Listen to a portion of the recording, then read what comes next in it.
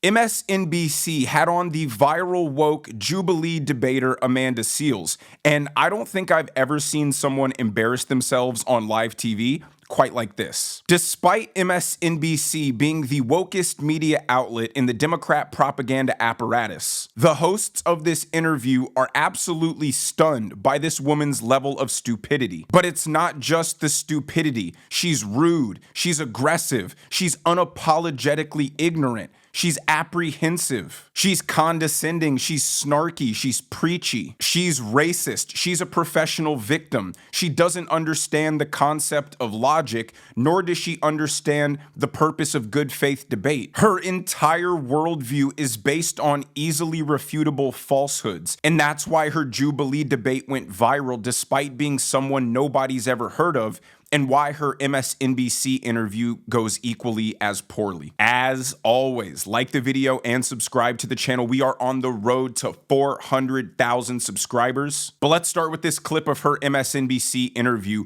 proudly bragging about being all of the horrible things I just listed. So do you think it was productive, or did it descend into name calling? Of course it descended into name calling, because I'm human. And I'm sassy, I'm spicy.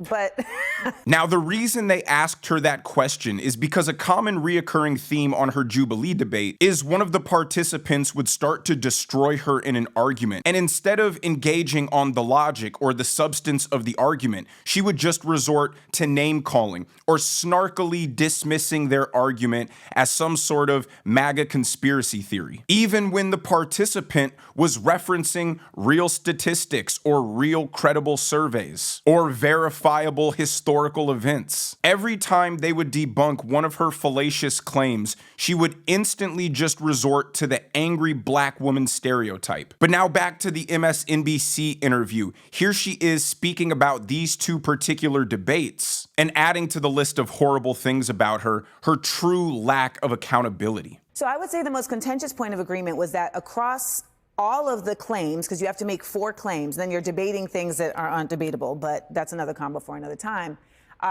They all seem to keep coming back to black people are the problem with black people.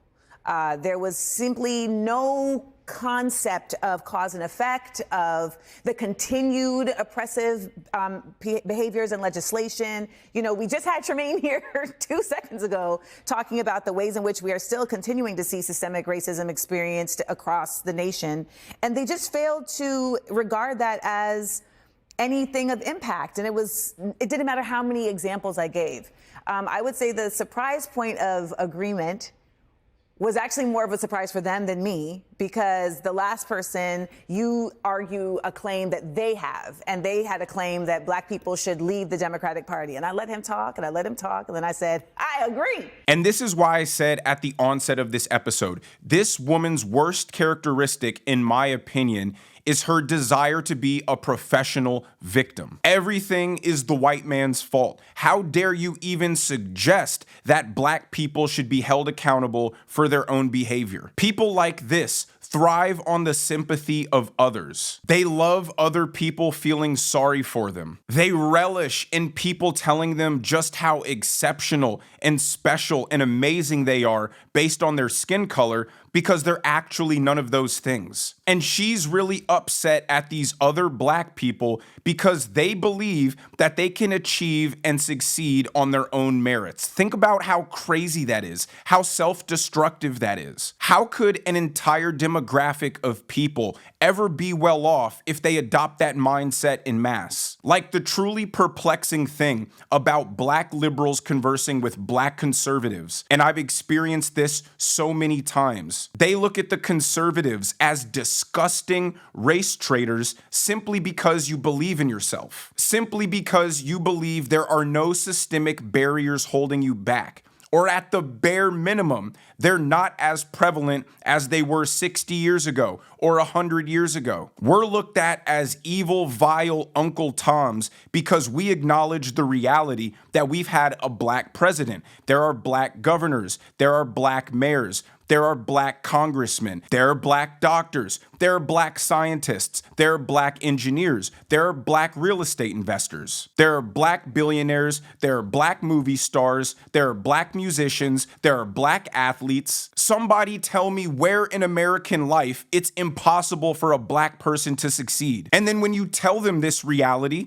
they start incoherently rambling in the most victim way about how something that happened 250 years ago is now supposed to affect what you're able to achieve today. And you either believe that your life is in your own control or it's not. And if you adopt this mindset that there are all these systemic and institutional and societal hurdles that you can never overcome because you have the wrong skin color, then what's your incentive or motivation to even try in the first place? The only way people progress and succeed and learn in life is by failing and failing often. And through those failures and that reflection and that accountability, you look inward and figure out how you can be better. But if your mindset is to conclude that every failure in life that you experience is not due to your own incompetence, but it's due to some external force that you can't control, then it robs you of the entire process of getting better. That's why critical race theory being taught to children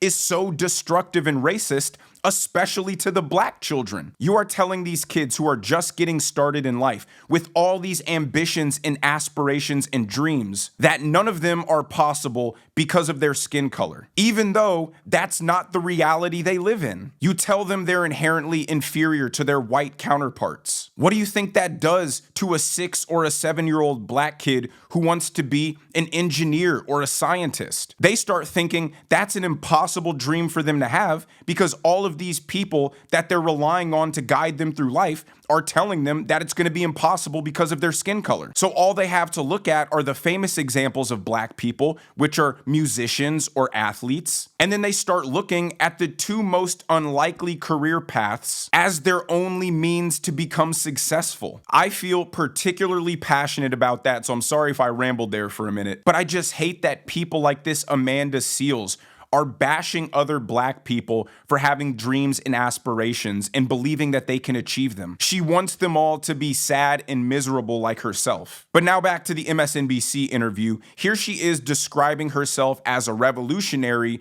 whose job it is to burn down this oppressive, racist system that we all live in. What was your goal? Why go into that space knowing it could go off the rails? Because ultimately we are in a desperate time of disinformation.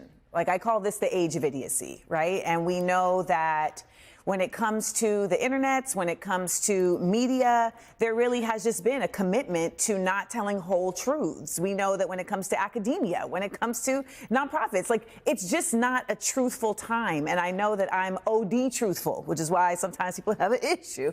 But when you are of this type of mindset, when you are a revolutionary, when you know that you have the facts, you are responsible to explain it over and over and over again. That is a quote from the great Thomas Sankara of Burkina Faso. And I know that about myself and many of my peers. We understand that we have to put ourselves in these spaces sometimes and take the bruise and annoyance. I mean, the arrogant, self-aggrandizing pat on the back she just gave herself was kind of impressive. You can tell this woman is a self-obsessed narcissist. I mean, she said, people don't like me because I'm too truthful. And when you're a revolutionary, you're obligated to give people the facts. It's the typical Democrat fascist beliefs that always end up pouring out when you let them speak enough. She has the facts and you must believe them. That's not up for debate. Even when her facts are lies that are rooted in the furthest thing from reality. You must believe what I want you to believe, otherwise you're just a terrible, awful human being. What's so disgusting about people like this woman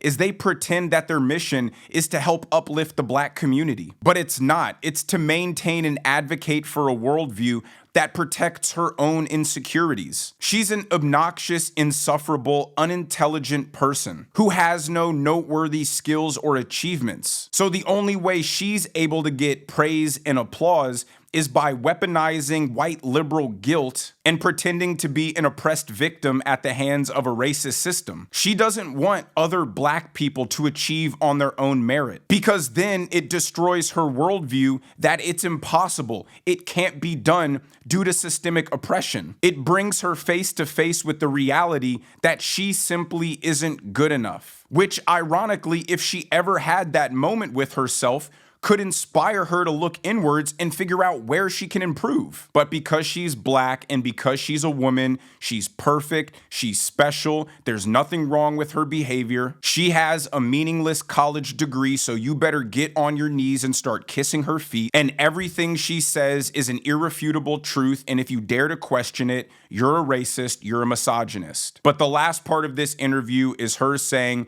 that she didn't find any common ground with any of her debate opponents.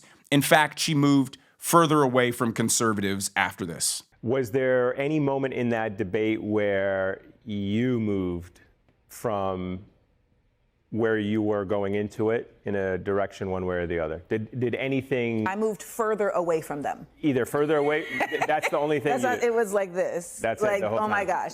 Yeah, because... And nobody made a point. Okay, you know what? Actually, I'll tell you this. Yeah. It was... No, nobody ever made a valid point. Her answer highlights, in my opinion, one of the key problems with the Democrat Party and why it's impossible to find common ground with them. They don't believe in facts. They don't believe in truth. They don't believe in reality. She is being willfully ignorant because she would prefer to live in her comfortable ideological bubble, where she's a victim, where she's the moral superior, where she's the intellectual superior, and she doesn't have to explain herself. Any critique of her positions can just be met with calling someone a Nazi. They scream about being the rational ones who believe in the science, but rejected the science when it said that COVID couldn't kill children, it wasn't very deadly, or even the most elementary biological reality that says that there's two genders. They intentionally live in an alternate universe because the facts of this universe completely contradict everything about their worldview. Most Americans haven't made their political ideology the cornerstone of their personality. So therefore, they aren't willing to live a lie just to support their own delusion. And that's why the Democrats are failing so badly, because their messaging, their platform presupposes that everybody in America is just as delusional and Trump deranged as they are. This lady is mad these black conservatives don't want to be victims like her, who live for other people's sympathy, live for other people applauding them for absolutely nothing because their expectations of them are so low. Black conservatives are proud, happy people that we live in the country we do and are afforded the opportunities that we are. We believe we can work hard and succeed in this country. Amanda Siles doesn't want us to think that way because we want us to be failures just like her. But let me know what you guys think down in the comment section below. If you enjoyed the video, make sure you hit that like button. Make sure you subscribe to the channel if you have not already. Turn on those notification bells so you never miss a video. And I will see you guys in the next one.